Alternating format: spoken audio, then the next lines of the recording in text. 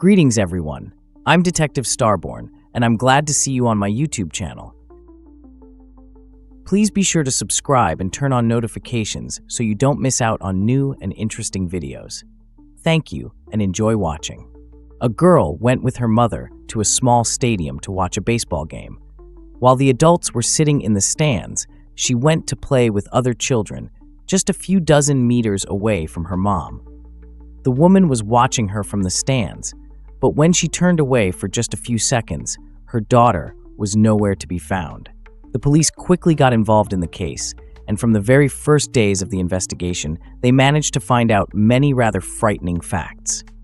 Despite this, the fate of the girl remained unknown for almost 30 years, and only a few weeks ago, the police unexpectedly uncovered this mystery. Morgan Nick was born on September 12, 1988, in a small American town of Ozark, Arkansas. Soon after the girl's birth, her parents had a son, and a year later, a daughter. Morgan got along great with her brother and sister. They loved to play together for hours on end, and the younger children followed her example in everything. When she was just learning to read, Morgan practiced on children's books, reading them to her younger brother before bed. The girl also loved animals very much and, despite her young age, told her parents that she wanted to become a veterinarian when she grew up. In addition, in elementary school, Morgan joined the Girl Scouts organization, where she made various crafts with other girls, went out in nature, and generally had a fun time. When she was 6, Morgan's parents decided to divorce. However, the children continued to spend a lot of time with their father. In early summer of 1995, family friends invited Morgan's mother to their child's baseball game, which was to be held in a neighboring town called Alma. At first, the woman thought to refuse. It was Friday evening, and she had to drive almost 45 kilometers to the stadium. But in the end, she decided to accept this invitation and take Morgan with her. The woman thought that the girl might like it there, and they would have a great evening together. On the evening of June 9th, the mother left the younger children with their grandmother and drove to the stadium. Despite the fact that it was quite small, about 300 people came to the game, including the parents of the participants and their friends. The woman found her friends, and she and her daughter sat down to watch the game. However, Morgan quickly became bored with this spectacle, and sometime later, she noticed 2 familiar children. They called the girl to play with them near the stadium and catch fireflies, but at first, her mother did not want to let her go. By that time, it was already getting dark outside, and this was the first time they visited this town. Therefore, the woman was worried that something might happen to her. Despite this, the acquaintances of the woman convinced her that their children constantly play near the stadium, and she has nothing to fear. As a result, she still let Morgan go, and the girl ran away with the other children. They stopped near a small hill in sight of her mother, and she periodically glanced at her daughter. About 15 minutes later, the baseball game ended, and the players began to disperse into the stands to their parents. Morgan's mom was distracted for just a few seconds, and when she looked again at the place where her daughter was playing, the girl was no longer there. At the same time, the 2 children with whom she had left were walking towards the stands to their parents, but Morgan was not with them. The woman approached them and asked where her daughter was. The children said that before returning to the stadium, they decided to shake the sand out of their shoes that had gotten in there during the game. They went to one of the cars in the parking lot and began to shake out their boots, holding onto the car. At the same time, Morgan was standing at the back of the car, the other children in the front. After finishing with their shoes, they moved towards the stadium, but Morgan was nowhere to be seen. Her friends thought that the girl had simply decided to wait for her mother near their car, so they did not wait for her and left. The girl's mother looked towards the parking lot and saw her car, but Morgan was not there. She came closer, looked inside, but still did not find her daughter.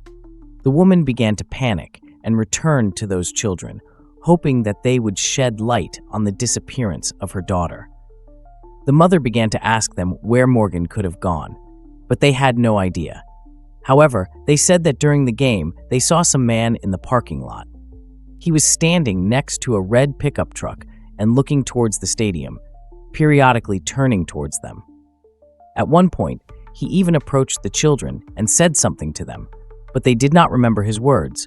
The children only said that he had some kind of rural accent. Thinking that this person could have something to do with the disappearance of her daughter, Morgan's mother decided to immediately contact the police. 6 minutes later, the officers arrived at the stadium and first of all talked with those children who were with the girl before her disappearance. During this conversation, the police received more details from them about the man who was standing near the stadium. Gathering all their testimonies together, the investigators found out that it was a white man from 23 to 30 years old, about 180 centimeters tall, of medium build, with a small beard, mustache, and black hair. The children also remembered his car quite well. It was an old red pickup truck with Arkansas license plates, in the back of which was a white cargo box. This fact seemed very suspicious to the police, since even an adult could easily fit into such a box, let alone a child. Another strange point was that the box seemed much shorter than the pickup truck. That is, it did not fit well for this model of vehicle. In this regard, the investigators began to suspect even more that this man could have a direct relationship to Morgan's disappearance and could use this box for the purpose of abduction. In addition to all this, the children added that the man was wearing only jeans and there was no outerwear. The officers immediately examined the parking lot, but could not find a single similar car. After talking with the children, they began to interview all those present who had not yet left. However, all these people were watching the game, and none of the 300 people could remember anything strange or suspicious that evening. Searches near the stadium also did not bring any results, and the officers went to search the streets of the city. Despite all their efforts, that night they still could not find any traces of Morgan. Her mother was beside herself with grief and shock. She refused to go home, and closer to the morning, she stayed overnight at the fire station. The next day, the search continued with renewed vigor. Information about the girl's disappearance quickly spread around the county, and dozens of volunteers contacted the police. Soon, the FBI and state police also got involved in the case. They allocated helicopters for aerial searches and compiled a presumed portrait of the kidnapper based on the testimony of Morgan's friends. It, along with photos of the girl, began to be distributed around the city and nearby settlements, hoping that someone would identify this man. When the police first got involved in this case, they thought that the girl most likely just walked away from the parking lot and got lost somewhere. But when almost a day had passed since her disappearance, it became clear to everyone that under such a scenario, she would have been found long ago. In addition, on the evening of the next day, the police began to receive reports from parents who shared with them rather disturbing stories. One woman said that a few hours before the baseball game, an unknown man tried to lure her 4-year-old daughter into his red pickup truck. All this happened near a laundromat in Alma, while the woman was inside the building and her daughter was standing outside. The mother immediately went out to her, and this man drove away. She provided the investigators with a description of this person, which coincided with the portrait of Morgan's possible abductor. The next day after her disappearance, a witness from the town of Fort Smith, near Alma, contacted the police. He saw some man trying to lure a 9-year-old girl into a public toilet, but she managed to get away from him. And again, the description of this man coincided with the composite sketch made from the words of Morgan's friends. All this indicated that the disappearance of the girl could be the work of a person who had repeatedly tried to kidnap other victims, or even successfully carried out such crimes in the past. The police focused on the search for a red pickup truck matching the description of the witnesses, and also began to check all previously convicted residents of nearby towns. Over the next few weeks, investigators received several hundred tips about possible suspects, but during checks, they either could not establish their involvement or, on the contrary, came to the conclusion that these people could not commit this crime. In parallel with this, the investigators continued to comb the area around the stadium, collecting various items that theoretically could be clues. They found several cigarette butts, bottles, and other things, sent them to the laboratory for DNA analysis. But in the end, the police still had no idea whether the items had anything to do with the girl's disappearance. As for the red pickup truck, the police department received almost 250 calls from witnesses from different cities and even neighboring states who saw similar cars. The problem was that a huge number of state residents moved in similar models, and there were thousands of them there. Investigators tried to check each of the car owners, but here too, it was not possible to find any confirmations of anyone's involvement. This continued for 2 weeks until the police received a rather unexpected call. A resident of a town called STARBORN, 3 hours' drive from Alma, was on his property when suddenly he noticed that some man was trying to get into his car. The owner of the house went in that direction, and the criminal immediately ran away, but the witness saw that next to him was some little girl whom he was holding by the hand. The police immediately showed this person a composite sketch of the suspect, and he confirmed that the criminal who tried to get into his car looked very much like their suspect, and the girl looked like Morgan. Investigators quickly organized a massive operation in STARBORN, cordoning off an area about 30 miles long and deploying several dozen police officers. Morgan's parents also immediately went to this city, hoping that their daughter would be saved. Several hundred volunteers, together with the police, began to comb the entire city and the surrounding area. Helicopters surveyed this area from the air, and search dogs tried to pick up the girl's trail from her things. All this continued for 16 hours, but they still could not find Morgan. As a result, the police began to doubt the veracity of the witness's words. They conducted 2 polygraph interrogations with him, and both times the operator came to the conclusion that he was lying. However, the man insisted on the truthfulness of his words, but in the end, he still admitted that he had made up this whole story. Rather, he really saw someone trying to break into his car, but did not make out the person's face, and there was no girl next to him. As a result, the man was arrested for giving false testimony, which led to the loss of almost a whole day and thousands of dollars from the budget. Whether he received any punishment is not specified, but usually for such actions, a large fine or a short prison term can be imposed. Thus, the investigators returned empty-handed, but none of them thought to stop the search. 17 more officers from all over the state were sent to help them, and the investigators focused on processing the incoming clues. By that time, more than 1,500 of them had accumulated, but none of them brought the police closer to finding Morgan. Her parents also did not stop looking for their daughter, but with each month they had less and less hope of finding her.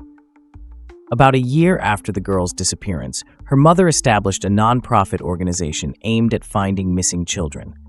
She was still focused on the search for Morgan, but by that time, she had no clues to follow.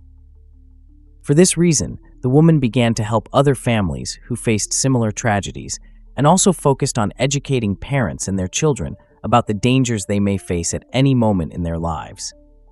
Over the next few years, the police continued to process various tips, interview possible suspects, but this did not bring any results.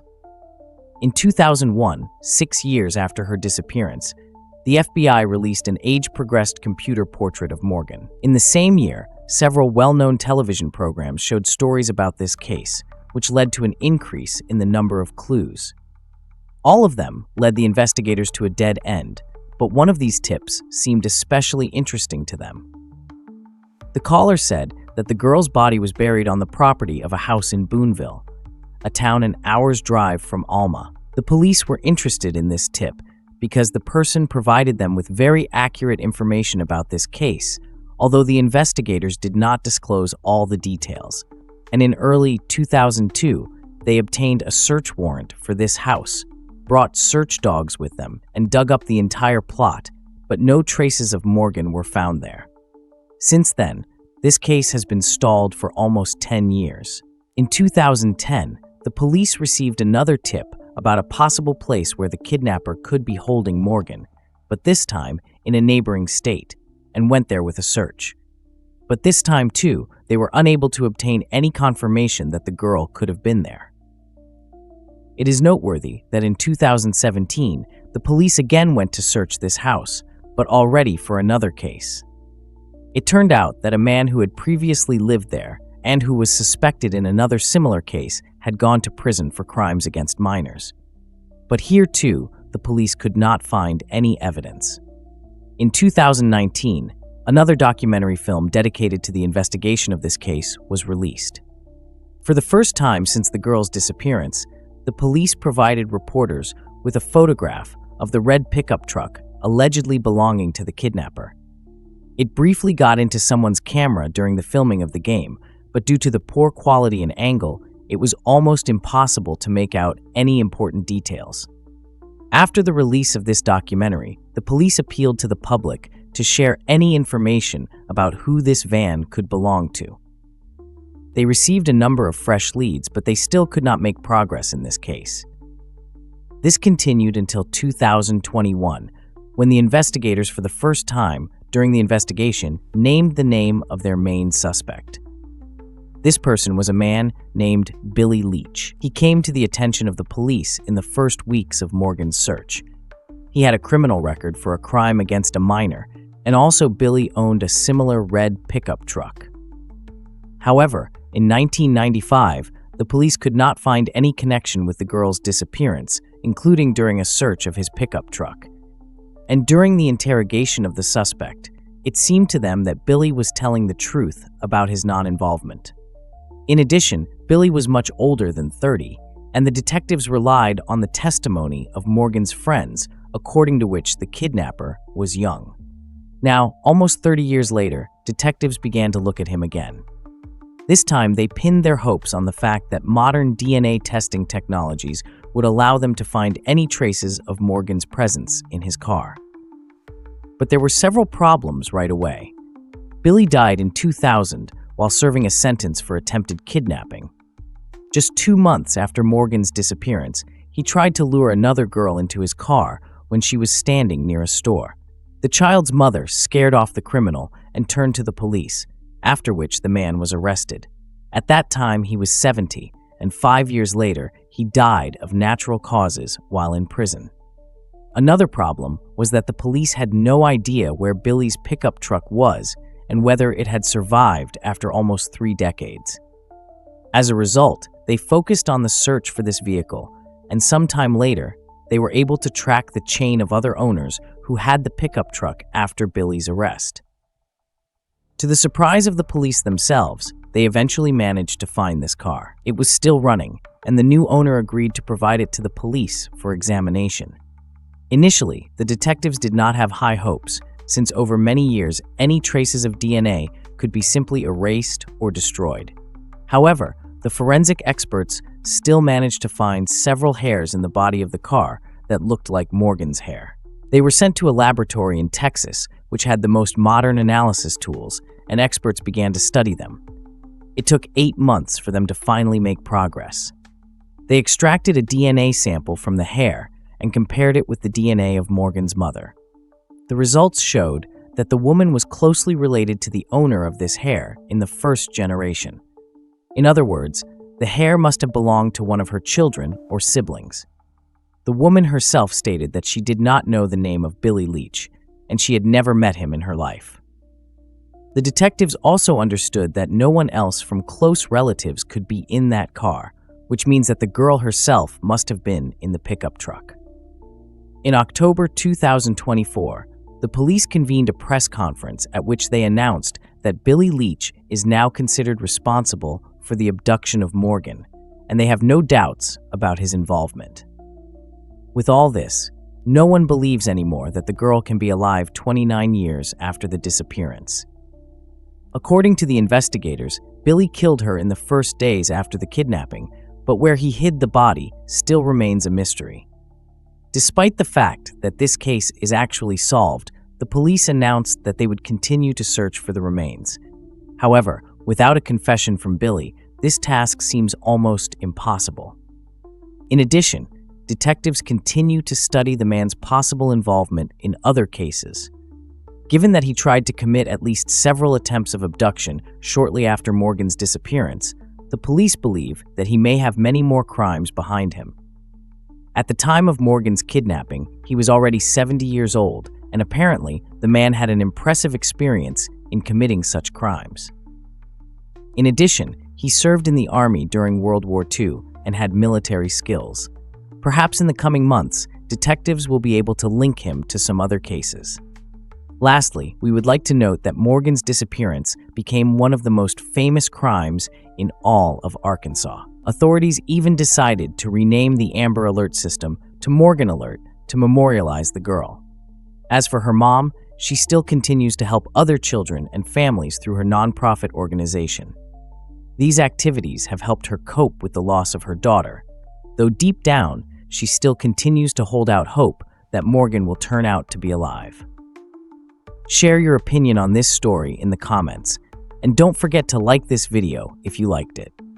Thanks for watching. Thank you for watching this video, and please don't forget to subscribe to my channel. I look forward to your comments on this situation. That was Detective STARBORN. See you soon.